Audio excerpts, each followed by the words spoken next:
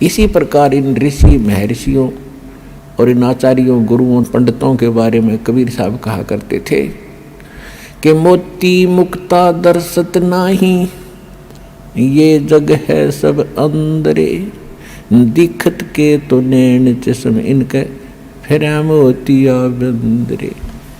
संस्कृत भाषा को बोलते हैं तब तो ऐसा लगता है जैसे बड़े विद्वान होंगे, और जब इनके अंदर की तलाशी ली जाती है, इनसे प्रश्न किया जाता है, ये चौड़े में फेल हो जाते हैं, ये निपट अंधे हैं, आंखों वाले अंधे हैं, इनको ज्ञान नहीं।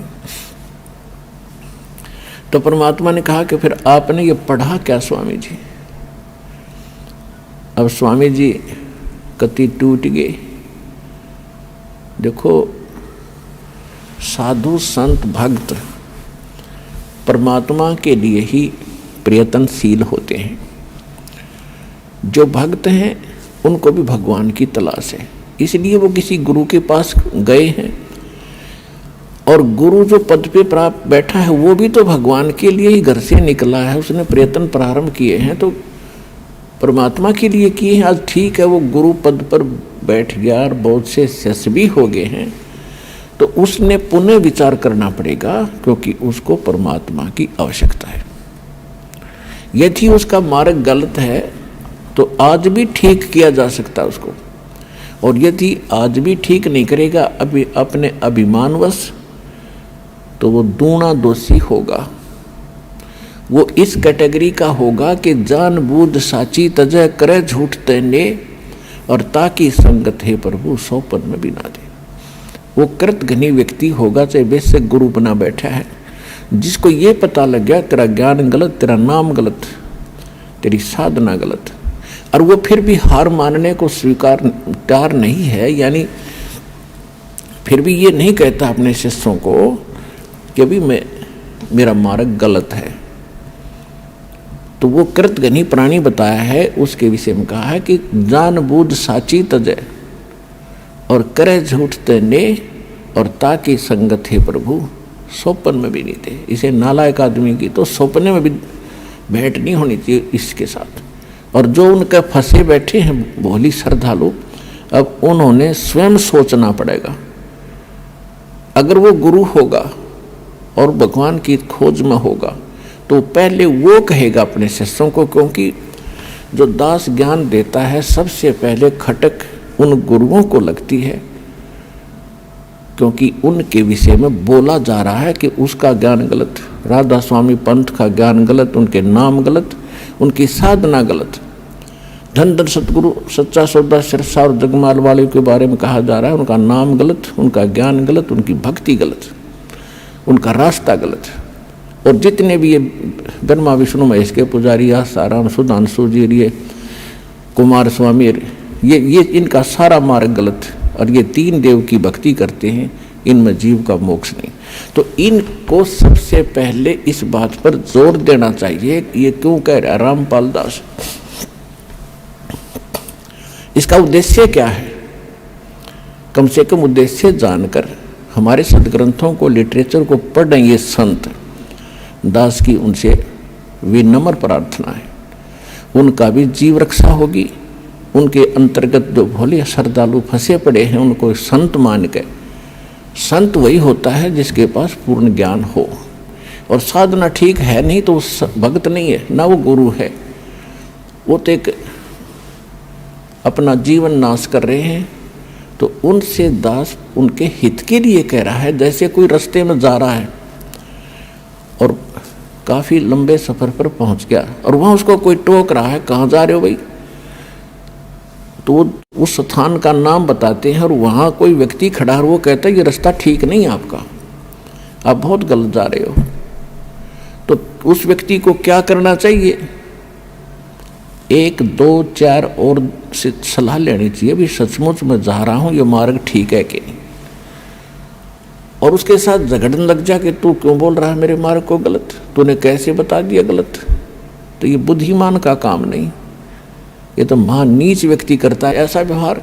कोई कहता है भी तेरा रास्ता ठीक नहीं, तो उसने धन्यवाद करना चाहिए इसका और सोचना चाहिए भी बता कैसे गलत जा रहा हूँ, मेरा विश्वास दृढ़ कर कि मैं गलत जा रहा हूँ। तो और नहीं तो मैप हमारे पास है, उस नक्शे को, उस मानचित्र को सामने धर ले और भाई तू यहाँ खड़ा है, ये शहर है, और आप जा रहे हो दिल्ली, और आप हिसार से चल के आगे सिरसा, ये सिरसा यहाँ पर है और दिल्ली इधर है, तेरा मार्ग इसलिए गलत है। तो फिर उसने पुनर्विचार करना चाहिए। तो हमारे जो सदग्रंथ हैं ये हमारा मानचित्र है, ये हमारा गाइड है। जो संत हमारे सदग्रंथों के विरुद्ध बताते हैं और विरुद्ध जा रहे हैं और अपने भक्तों को ले जा रहे हैं, उनके लिए दास प्रार्थना कर रहा कि आप शास्त्र विधि ताकर मनमाना आचरण करे और करवा के अपना जीवन नाश कर रहे हो और आपके आश्रित इन भोले श्रद्धालुओं के जीवन को नाश करके उनका भार अपने सिर पर धरकर पाप के भागी बन रहे हो। दास उनको इतना सतर्क करना चाहता है कि कुछ संभलो और विचार करो।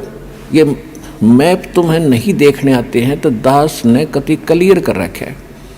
इन सदग्रंथों को दास ने कति निष्कर्ष निकाल कर सत्संग कर रखे। इनको संत भी सुने, उनके चेले भी सुने, अगर उनका समझ में आओ तो ग्रहण करें, ना कोई जोर जबरदस्ती नहीं। वैसे ही किसी के साथ झगड़ा कर लेते हैं, तुमने ऐसे गलत क्यों कह दिया, पहले देखो गलत क्यों कहा। तो ये तो एक सभ्यता, एक नेक व्यक्ति के लक्षण। और एक बेमतलब उसको सच्चा रास्ता दिखावे, उसके भले में कहे, उसके साथ वो झगड़ा करता है तो कहते हैं कहे भली माने बुरी। और यही परीक्षा नीच आदमी की यही परीक्षा होती है कि उसके भले की कहेंगे तो उसको हानि करता है। कबीर साहब कहते हैं कि साच कहूं तो जग नहीं माने और झूठा जगपतियासी। अगर साच कहूं तो ये जग नहीं मानता, इन झूठों की बात पर विश्वास किए बैठे हैं। तो दास का जो उद्देश्य है, कहने का भाव ये था, परमात्मा और स्वामी रामानंद जी की जो चर्चा चल रही थी, जब स्वामी जी हर तरह से फेल हो लिए, उनकी हर बात को परमात्मा ने, हर पॉइंट को कैंसिल कर दिया, तो परमात्मा ने कहा कि आप विष्णु जी के उपासक हैं, आप कहाँ जाओगे स्वामी जी। अब स्वामी रामानंद जी कहते हैं कि मैं स्वर्गलोक में जाऊंगा। स्वर्गलोक में कितने दिन रहोगे दाता। अब विद्वान पुरुष थे, तुरंत मान गए, श्रेष्ठ बता दिया कि जब तक मेरे पुण्य या भक्ति कर्म जो मैं कर रहा हूँ, साधनाएं, ये पुण्य मेरे साथ रहेंगे तब तक मैं रहूँगा स्वर्ग में। उसके बाद यानी विष्णु जी के लोक में रहूँगा। परमात्मा बोले जब आपके पुण्य समाप्त हो जाएंगे स्वामी जी, फिर कहाँ जाओगे। फिर स्वामी जी ने कहा कि पता नहीं कहाँ जाना होगा। तो फिर ये क्या उद्देश्य लेकर आप भक्ति कर रहे हो। उसके बाद परमात्मा कहते हैं मैं बताता हूँ आप कहाँ जाओगे। यहाँ पर आपकी जो साधना आप कर रहे हो, ब्रह्म तक की साधना, पर ब्रह्म तक की साधना, एक पार ब्रह्म यानी पूर्ण परमात्मा को छोड़कर अन्य जिस भी देव को इष्ट मानकर आप भक्ति करते हो, उनको क्या लाभ होगा। किया हुआ वर्क डन मिलेगा, किया कर्म प्राप्त होगा। और यहाँ दोनों कर्म बनते हैं, पुण्य कम बनते हैं, पाप घने बनते हैं। ये अक्षित्र ऐसा है। जैसे पृथ्वी ऊपर पग जो धारे, करोड़ जीव एक दिन में मारे। एक दिन में करोड़ों जीवों को मारकर आप घर बैठते हो, किस लिए, अपने पेट के लिए। तो यहाँ दोनों कर्म आपके सुरक्षित हैं, पुण्य भी और पाप भी। पुण्य भी ऐड होते हैं, जुड़ते चले जाते हैं पुण्यों में, और पाप जुड़ते चले जाते हैं पापों में। तो यहाँ पाप घने होते हैं, पुण्य कम होते हैं। पुण्य तो करने से होते हैं, पाप स्वतः होते हैं। श्रीमद् भगवद गीता अध्याय नंबर 16 के श्लोक नंबर 23 और 24 में कहा है कि जो शास्त्र विधि को त्याग कर मनमाना आचरण करते हैं, मनमाने मंत्र जाप करते हैं, मनमानी पूजाएं साधनाएं करते हैं, नकली गुरुओं के पास जाकर भक्ति कर रहे हैं, उनको न तो कोई सुख हो सकता और न उनकी गति हो सकती और न उनको कोई सिद्धि हो प्राप्ति होगी।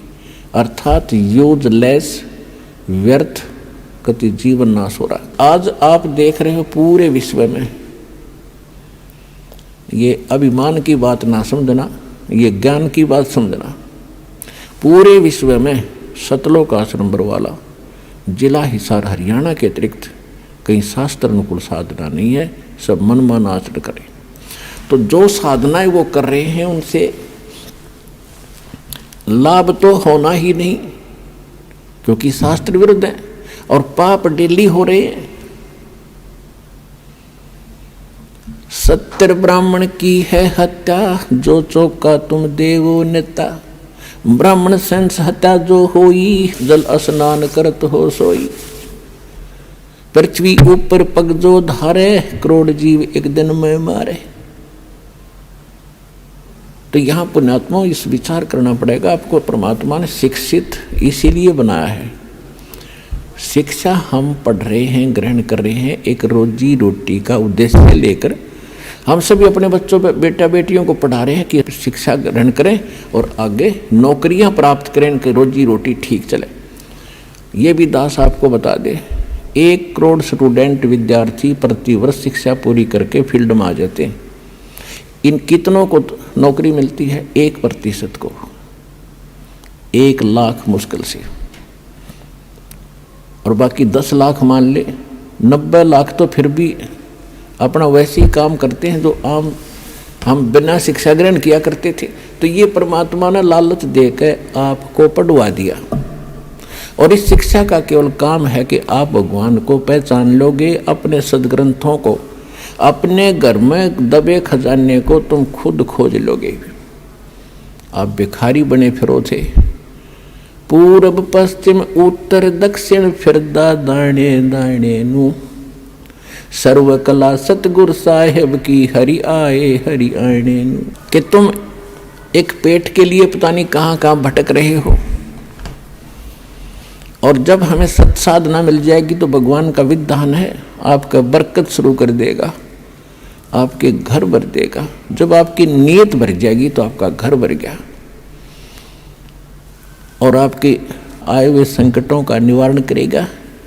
लाखों रुपये बीमारियों पर लग रहे थे, हजारों रुपये बीड़ी तम्बाकू शराब, महीने में 10-10 हज़ार रुपये खराब कर देते थे, वो बचत होगी। और फिर हम बेमतलब की परंपराएं बनाए बैठे हैं, इनको ख़त्म करेंगे। हम भगत बनकर जिएंगे, तभी हम आगे सफ़र पर बढ़ेंगे। तो प्रश्न चल रहा, उसी पर आते हैं। अब हम सदग्रंथों को स्वयं समझ रहे हैं और तब हम आगे बढ़ रहे हैं, और आपको विश्वास बहुत आसानी से हो रहा है। तो परमात्मा उनको बता रहे हैं, पुण्य तो करने से बनते हैं, पाप अपने आप बनते हैं। यहाँ का ये व्यवस्था ऐसी है। आपको बता दिया कि आप सुबह से लेकर शाम तक पेट के लिए या वैसे किसी काम वश जाते हो, तो एक दिन में हजारों जीवों को मारकर उनका पाप अपने सिर धर लेते हो, वो आपके बैंक अकाउंट में। आपने पुण्य क्या किया सारा दिन में हिसाब लगा लो, और करते हो तो शास्त्र विरुद्ध त्याग का मनमाना आचरण करते हो, उसका विशेष बेनिफिट आपको मिलना नहीं। तो वो थोड़ा बहुत पुण्य करते हो, कहीं छोटा मोटा कोई भंडारा कर दिया, पक्षियों को पशुओं को कोई दाना वगैरह डाल देते हो, छोटी मोटी कोई धर्मशाला प्याऊ बनवा दी, या कहीं कोई भंडारा कर दिया, कंबल बांट दिए, ये छोटे मोटे पुण्य हैं। ये भी शास्त्र विरुद्ध है। जो मूल उद्देश्य मनुष्य का वो सफल नहीं होता इनसे। अब जैसे जमीन है, 1 एकड़ जमीन, उसमें फसल पैदा करने के लिए गेहूं, बाजरा, ज्वार, जो हमारी जीवन रक्षक है, हमारे जीवन की जो आवश्यकता है, उसको प्राप्त करने के लिए उस 1 एकड़ जमीन को कितनी बार तो बाना पड़ता है, संवारना पड़ता है। हमारे यहाँ हरियाणा क्षेत्र के अंदर जो विशेषकर नहरी स्थान है, उसमें तो कम से कम 6-6 बार हल से, ट्रैक्टर से उसको संवारा जाता है 1 एकड़ जमीन को। स्वयं किया, वो भी पैसे लगे, अपनी मजदूरी। या किसी ट्रैक्टर से उसको संवारा तो उससे भी पैसे लगे। फिर उसके अंदर बीज डाला, गेहूं, चने, बाजरा, ज्वार का जो भी हमने क्रॉप बीजनी है, फसल बीजनी है, वो भी पैसा लगा। फिर उसमें खाद डाला, उसमें पैसा लगा। दवाई डाली, उसमें पैसा लगा। और फिर उसको सिंचाई की, उसमें पैसा लगा। फिर उसको निकलवाया, मेहनत मजदूरी लगी या पैसा लगा। फिर वो 2 दाने घर आए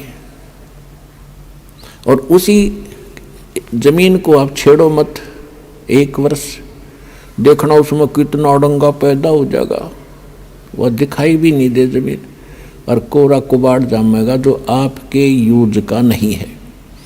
इसी प्रकार ये हमारा शरीर रूपी एक पृथ्वी है जहाँ हम रह रहे हैं। इस लोक में पाप तो अपने आप होते हैं बगैर किए, और पुण्यों को करने के लिए एक विधान है। जैसे फसल तैयार करने के लिए सारा प्रोसेस अपनाना पड़ता है, सारा तरीका अपनाना पड़ता है, विधि, तो तब वो गेहूं प्राप्त होता है, तब वो व्यक्ति सुरक्षित होता है, आवश्यक वस्तु से प्राप्त होती है। तो कहने का भाव ये है पुण्यात्माओं, तो परमात्मा ने कहा, तुम कौन राम का जब ते जापम, तात कटे न ये तीनों तापम। तुम किस राम का भजन करते हो जिस कारण से आपकी साधना से, आपके द्वारा बताए गए इस मंत्रों से आपके अनुयायियों को लाभ नहीं हो रहा। आप उन भगवानों की भक्ति कर रहे हो जो आपकी किस्मत में लिखे हुए उन पापों का वो नाश नहीं कर सकते। और वेद बताते हैं परमात्मा घोर पाप भी नाश कर दे। तो इससे सिद्ध है आपको वो परमात्मा मिला नहीं है जिसकी तरफ वेद संकेत करते हैं। इति सिद्ध। वो परमात्मा कौन है? यजुर्वेद अध्याय नंबर 5 के और श्लोक नंबर 32 में कहा है, उसी कसी माने वो पूर्ण शांतिदायक है। गीता अध्याय नंबर 18 के श्लोक नंबर 62 में गीता ज्ञानदाता कहता है कि अर्जुन तू सर्वभाव से उस परमेश्वर की शरण में जा, उसकी कृपा से तू परम शांति को और सनातन परम धाम को यानी शाश्वत स्थान को, अविनाशी स्थान को, सत्यलोक को प्राप्त होगा, परम शांति को प्राप्त होगा। अब वेद क्या बताते हैं? यजुर्वेद अध्याय नंबर 5 श्लोक नंबर 32 में कहा है, उसी कसी यानी जो पूर्ण शांतिदायक है। कबीर असी, वो कबीर है, वो कबीर परमात्मा है। वेदों में उसको कबीर देव कहते हैं, हम उसको कबीर साहब कहते हैं, और कुरान शरीफ में उसको अल्लाहु अकबर कहा है। वो कबीर असी, बमभारी असी, वो कबीर परमात्मा है जो बमभारी माने बंधनों का, अरी माने शत्रु, जो बंधनों का शत्रु है। अंगारी असी, जो पाप नाशक है, पापों का शत्रु। अग माने पाप, अरी माने शत्रु, जो पापों का शत्रु है, जो पाप नाशक है। और बमभारी जो कर्म बंधनों, जो हमारे, क्योंकि हम संस्कार से यहाँ फंसे हैं, हमारे संस्कार यहाँ पर हैं, तभी हम उन संस्कारों से जन्म मृत्यु में लगे हुए हैं। कभी किसी से हमारा संयोग है, किसी के हम पुत्र बन गए, किसी की पुत्री बन गए, किसी के पति बने, किसी की पत्नी बने। तो ये संस्कार हमारे जो हैं, इनके कारण हम बंद में हैं, और ये काल की बंद है, कैद है, बंदी ग्रह है। तो फिर परमात्मा खुद बताते हैं कि बंदी छोड़ हमारा नामम, अदर अमर है अस्थिर ठामम। अमर करूं सतलोक पठाऊं, ताते बंदी छोड़ कहाऊं। अमर करूं, तुम्हें यहाँ सदा के लिए सुखी कर दूंगा, जन्म मृत्यु से रहित कर दूंगा, तुम्हारे सब पापों का नाश करूंगा, सब संस्कार और बंधन यहाँ से समाप्त कर दूंगा, इसलिए मैं बंदी छोड़ कहलाता हूँ। अनंत कोट ब्रह्मांड में बंदी छोड़ कहाँ आए, सो तो एक कबीर हैं जो जननी जने नमाए। आदरणीय गरीबदास साहिब जी गांव छुरानी जिला झज्जर वाले हरियाणा वाले को परमात्मा मिले थे। 10 वर्ष की आयु थी तब उनकी। किसान के घर जन्म था। जाट जाति में खेतों में अपना पशु चरा रहे थे, गव्वें चरा रहे थे। वहां परमात्मा आए सतलोक से, जैसा उनके नियम में है। अच्छी आत्माओं को मिलते हैं, उनको अपने ज्ञान से परिचित कराते हैं, सतलोक ले जाते हैं। सतलोक ले जाकर के आदरणीय गरीबदास साहिब जी को वापस छोड़ा। उनको मृत जान करके शमशान घाट पर रख दिया था, चिता के ऊपर रख दिया था। जब चिता के ऊपर वो सचेत हुए, उठ कर चले, तो उनको आभास हुआ कि सचमुच मैं कहीं और देश में गया था। अन्यथा वो सोच बैठते, घर पर स्वप्न होता तो सोचते मैं स्वप्न देखकर आया हूँ। घर में हाहाकार मचा था, रिश्तेदार इकट्ठे हो गए थे और उनको चिता के ऊपर रख दिया गया था। तब उनको सचमुच वो एकदम दृश्य सारे सत्य महसूस हुए और परमात्मा ने उनके अंतःकरण में वो यथार्थ ज्ञान योग उनका खोल के और वो फीड कर दिया था। यथार्थ ज्ञान उनके अंदर भर दिया था। परमात्मा के ज्ञान से, परमात्मा के से प्राप्त दिव्य दृष्टि से गरीबदास साहिब जी ने फिर बताया, अनंत कोटि ब्रह्मांड का एक रति नहीं भारे, सतगुरु पुरुष कबीर हैं ये कुल के सिरजनहार। यानी हमारे सदग्रंथ बताते हैं कबीर इज गॉड। आँखों देखा वो महापुरुष बताते हैं Kabir is God. Who Kabir, वो कौन कबीर? अनंत कोट ब्रह्मांड का एक रति नहीं भारे, सतगुरु पुरुष कबीर हैं ये कुल के सिरजनहारे। हम सुल्तानी नानक तारे दादू को उपदेश दिया, जात जुलाहा भेद न पाया वो काशी माहे कबीर हुआ। अब स्पष्ट भी कर दिया कि हु कबीर, जो काशी में जाति जुलाहा धानक रूप में रहा करते थे, वो है वो भगवान सिरजनार। हम सुल्तानी नानक तारे दादू को उपदेश दिया।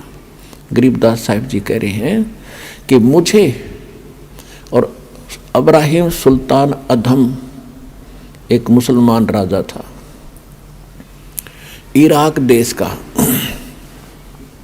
उसको और आदरणीय दादू साहिब जी को, आदरणीय नानक साहिब जी को हम सुल्तानी नानक तारे और दादू को उपदेश दिया, जात जुलाहा भेद नहीं पाया वो काशी माहे कबीर हुआ। अब स्पष्ट कर रहे हैं गरीबदास साहिब जी कि मुझे पार किया, दादू साहिब जी को पार किया, नानक जी को पार किया। अब दादू साहिब जी को परमात्मा ऐसे ही मिले थे जैसे गरीबदास साहिब जी को मिले थे। 7 वर्ष की आयु थी, जंगल में बच्चों में खेल रहे थे। एक साधु संत यानी जिंदा महात्मा का रूप बनाकर परमात्मा वहां आए, बच्चों से एक बात की, दादू जी को वहां लेकर गए, आत्मा को सतलोक के अंदर ऊपर के सब ब्रह्मांड दिखाए। दादू जी 3 दिन और 3 रात तक बेहोश रहे, अचेत रहे। सारे नगर में हाहाकार मच गई, गांव के अंदर रिश्तेदार इकट्ठे हो गए। ना मर रहा है, ना जी रहा है, ना खा रहा है, ना पी रहा है, कोमा के अंदर चला गया। अब सांस चल रही है, मृत भी नहीं कह सकते। तीसरे दिन परमात्मा ने उनको आत्मा को वापस छोड़ दिया। तब उठकर उन्होंने कहा था, जिन मुझको निज नाम दिया सोए सतगुरु हमार, दादू दूसरा कोई नहीं ये कबीर सिरजनहार। उसके बाद नानक साहिब जी को भी परमात्मा मिले थे बेई नदी के ऊपर। सुल्तानपुर एक शहर है, अब पश्चिमी पाकिस्तान के अंदर है। पहले ज्वाइंट भारत था सारा ही। तो वहाँ वो नौकरी करते थे एक राजा के घर, नवाब के यहाँ मोदी खाने में। नानक जी प्रतिदिन स्नान करने के लिए जाते थे। जो सुल्तानपुर के साथ से एक नहर बह रही है, दरिया नदी, वहाँ एक घाट बना हुआ था, वहाँ स्नान करने जाते थे। वहाँ परमात्मा उनको 2 बार मिले। पहली बार तो वो अपने आप जैसे यहाँ काशी में रहते थे उस रूप में गए, दूसरी बार फिर वो जिंदा महात्मा के रूप में उनको उसी स्थान पर मिले। उनको दरिया के अंदर स्नान करने के लिए डुबकी लगाने की बहाना करके 3 दिन तक अदृश्य कर दिया, कहीं और स्थान पर उनके शरीर को रखकर सतलोक के अंदर लेकर गए। तीसरे दिन ऊपर के सब ब्रह्मांड और सब कुछ दिखाकर अपना सचखंड सतलोक उनको वापस छोड़ दिया। तीसरे दिन जब नानक साहिब जी वापस आए और फिर उनको बताया गया था नानक साहिब जी को सतलोक के अंदर कि मैं काशी में जुल्हा रूप में रहता हूँ, कबीर मेरा नाम है और रामानंद जी मेरे गुरु हैं वहाँ पर।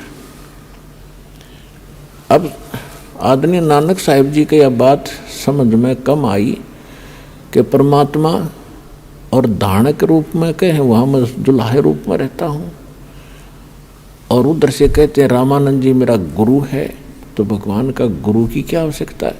तो ये असमंजस के कारण जब वो वापस आए तो उन्होंने पहली उदासी यानी पहली यात्रा, उदासी मीन संसार से उदास हो करके, ये संसार उनको फिर नकली दिखाई दिया, ये अस्थायी स्थान दिखाई दिया, हमारा वास्तविक स्थान नहीं है। जिस कारण से जगत से उदास होकर नौकरी त्याग कर नानक साहिब जी ने पहली यात्रा, पहली उदासी काशी की। अब वो उन्होंने जो ज्ञान प्राप्त हुआ था उसके आधार से अन्य भी किसी ब्राह्मण से, किसी मुल्ला और काजी से प्रश्न करते थे कि परमात्मा कौन है, कैसा है। जैसे हमारे हिंदू धर्म के धर्मगुरु बताते थे राम और कृष्ण ये परमात्मा है। नानक साहिब जी को आंखों देख चुके थे भगवान को, सतलोक कैसा है, ब्रह्मा विष्णु महेश जी की स्थिति कैसी है, वो कौन कितनी पावर रखते हैं। तो ये सब डिस्कशन करते करते पहुंच गए बनारस में। रामानंद जी के बारे में जानकारी प्राप्त की, तुरंत पता लग गया क्योंकि वो वेल नोन थे। वहाँ से जब पता चला कि आप, नानक साहिब जी ने रामानंद जी से पूछा कि यहाँ कोई कबीर नाम के कोई दुल्हा धानक है। अब रामानंद जी की आंखों में आंसू आ गए, क्योंकि अब रामानंद जी की कथा को पूरा करेंगे थोड़ा सा हिंट में। अब रामानंद जी क्योंकि परमात्मा से परिचित हो चुके थे उनको, तो रामानंद जी ने एक सेवक भेज दिया नानक जी के साथ अपने आश्रम से, वहाँ जहाँ कबीर परमात्मा बैठकर जुलाहे का काम कर रहे थे, खड्डी में कपड़ा बुने थे। अब नानक जी को लेकर के वो सेवक यानी दास भगवानों का, और वहाँ पहुँचा जहाँ परमात्मा कपड़ा बुन रहे थे, अपने कुटिया में बैठे थे अपनी झोंपड़ी के सामने। अब उस बच्चे ने जाति प्रणाम किया, और जब नानक साहिब जी ने देखा सामने कि ये तो वही है जो सचखंड में मैंने देखा था, तब उन्होंने आंखों में आंसू भर के कहा था, भाई सूरक मुलुक की वेश ए ठगवाड़ा ठगी देश। ये खरा सियाणा बहुता बार ये धानक रूप रहा करता, लोगों धानक रूप रहा करता। आंखों में आंसू भर गए, भगवान को सचखंड में देखा, वही यहाँ बैठा धानक के रूप में, चरणों में गिर गए। और फिर परमात्मा ने कहा कि प्रथम मंत्र दिया, फिर कहा सतनाम आपको फिर देंगे, सतनाम बिना मोक्ष नहीं हो सकता। तो नानक साहिब जी ने सचखंड में जो देखा था भगवान, वही देखा जब यहाँ पर, तो कहा था वाहे गुरु सतनाम श्री वाहे गुरु, यानी सतनाम मिले, अरियो गुरु वाह गुरु तेरी वाह गुरु, यानी धन्यवाद करते हुए कहा कर वाह वाह वाह भाई वाह, बड़ा यानी उत्तम वस्तु को, और साथ में धन्यवादात्मक जो है ये एक सामूहिक शब्द है, वाह वाह वाह गुरु और सतनाम श्री वाहे गुरु। सतनाम, तो सतनाम 2 अक्षर का, जिसमें एक ओम अक्षर है और एक और सांकेतिक है, जिनको सतनाम प्राप्त है उन बच्चों को पता है।